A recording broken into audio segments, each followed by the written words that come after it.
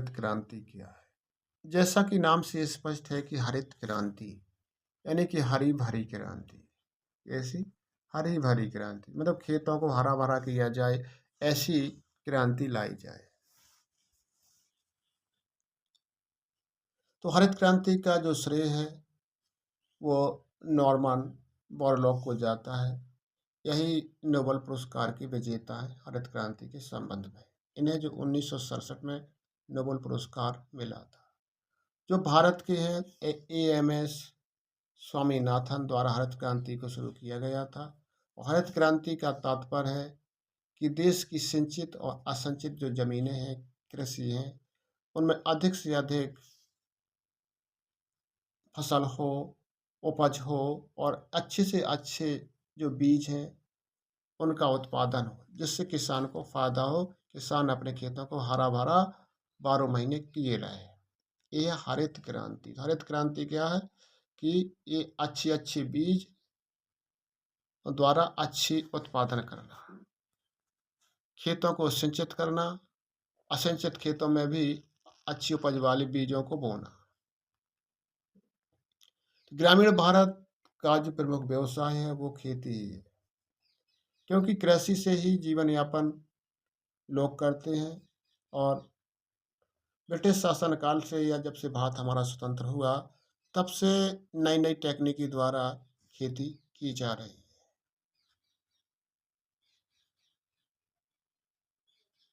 हरित क्रांति का यही अर्थ है कि हरित क्रांति से खेतों को हरा भरा करना, ऐसे बीज ऐसी फसलों को उत्पादन करना जिससे किसान को फायदा हो, किसान का व्यवसाय बढ़े, किसान का जीवन उन्नत रहे और खेतों में भी कोई परेशानी ना हो, खेत भी बंजर ना हो। 1960-70 के दशक में उन्नत किस्म में जो बीज, उन्नत खाद, सिंचाई के जो नए साधन हैं गांव वालों को उपलब्ध कराए गए। हरित क्रांति का जब से शुभारंभ हुआ तब से वैज्ञानिकों की दृष्टि से अच्छे कृषि यंत्र, अच्छी किस्म के बीज और खेतों की जो समस्या है उनका समाधान, सिंचाई वाले खेत और बिना सिंचाई वाले खेतों में अच्छी उपज करना, ये सब हरित क्रांति का उद्देश्य रहा है। इसके लिए हरित क्रांति में कृषि का आधुनिकीकरण हुआ है और अंतर्राष्ट्रीय संस्थान द्वारा इसे आर्थिक सहायता भी दी जाती है कि जाओ किसान को अच्छी उत्पादकता वाले संकर बीज उपलब्ध कराओ, अच्छे कीटनाशक दिलवाओ, अच्छी अच्छी खादें दिलवाओ, जिससे किसान है उत्पादन क्षमता को बढ़ा सके। हरित क्रांति का मुख्य उद्देश्य ये भी रहा है कि जैसे गेहूं है, चावल है, इसका उत्पादन पर ये लक्षित थे कि गेहूं का और चावल का उत्पादन सबसे ज़्यादा हो। परिणाम यह हुआ कि जो हरित क्रांति थी इसका प्रभाव पूरे देश के कुछ सीमित क्षेत्रों तक ही रह गया। जैसे पंजाब है, पश्चिमी उत्तर प्रदेश है, तटीय आंध्र प्रदेश है, तमिलनाडु के कुछ क्षेत्रों तक ही है। तो हरित क्रांति का जो उद्देश्य है वो अभी सफल नहीं हुआ है, क्योंकि ये अभी कुछ राज्यों तक ही सीमित है। सभी राज्यों तक, भारत के सभी राज्यों तक इसका फायदा नहीं पहुंच रहा है।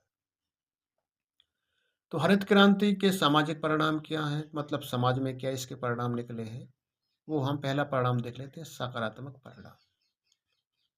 तो हरित क्रांति के निम्नलिखित परिणाम थे, जिसमें से पहला है सकारात्मक परिणाम। सकारात्मक परिणाम में क्या है कि हरित क्रांति ने हमारे समाज में या हमारी खेती पाती का उत्पादन दोगुना कर दिया है। कृषि क्षेत्र की जो उत्पादकता है वो वृद्धि हुई है और खाद्यान्न उत्पादन ज़्यादा हुआ है, जिससे हमारा देश आत्मनिर्भर बनने की तरफ बढ़ रहा है। हरित क्रांति में सरकार तथा इसमें जो योगदान देने वाले वैज्ञानिक हैं इनकी महत्वपूर्ण उपलब्धि मानी गई है। मतलब इसमें क्या कहा गया है कि जो हरित क्रांति है इसमें अच्छे बीज दिए गए, तो सरकार की भी भूमिका है और इसमें जो भाग लेने वाले वैज्ञानिक हैं जिन्होंने अच्छी अच्छी फसलें बनाई हैं जो अच्छी उत्पादन दे, संक्रमित बीज बनाए हैं, उनका भी बहुत महत्वपूर्ण स्थान रहा है। हरित क्रांति बाजार के अतिरिक्त उत्पादन करने वालों के माध्यम एवं किसानों के लिए बहुत लाभकारी है, जिसमें से हमारे छोटे किसान और बड़े किसान दोनों प्रकार के किसान इसका लाभ उठा रहे हैं और वे अपना जीवन निर्वाह कृषक बन रहे हैं। हरित क्रांति जब से आई है, जिससे कृषि का जो व्यापारीकरण और अधिक हुआ है, किसानों को बहुत लाभ मिला है। किसान भी अच्छा उत्पादन करने लगे, कम बीघा में ज़्यादा वे फसल निकाल। हरित क्रांति की जो फसलें हैं वो अधिक लाभ वाली हैं, इनसे अधिक उत्पादन होता है और अच्छा पैसा कमाया जा सकता है, अच्छी पूंजी इकट्ठी की जा सकती है और नए-नए बीजों, नए-नए खादों का उपयोग करके हम इसमें निवेश करके अपना उत्पादन और भी हम बढ़ा सकते हैं और भी ज़्यादा पैसा कमा सकते हैं। अब इसके बुरे परिणाम क्या हैं?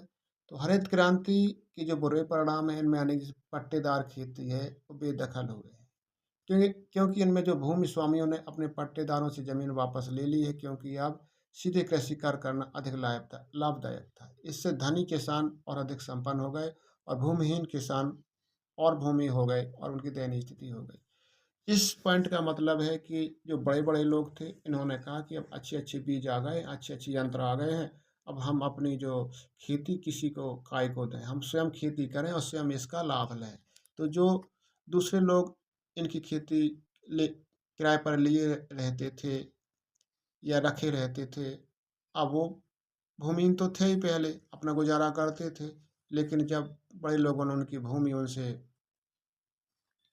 ले ली, तो अब वो भूमिहीन हो गए। तो ये नेगेटिव। पंजाब तथा मध्य प्रदेश में कुछ क्षेत्रों में ही कृषि उपकरण जैसे टिलर है, ट्रैक्टर है, थ्रेशर है, हार्वेस्टर है का प्रयोग या सेवा प्रदान करने वाली जातियों को, उन समूहों को भी दखल कर दिया जो इन संबंधी कार्यकलाप को करते थे। इसका मतलब ये है कि जैसे लोग पहले मजदूरी करते थे, अब उन्हीं का मजदूरों का कार्य मशीनें करने लगी। तो जहाँ 10 लोग एक कार्य को करते थे, वहाँ 1 लोग उस कार्य को करने लगा, इसलिए ये लोग बेदखल हो गए अपनी ज़मीन से।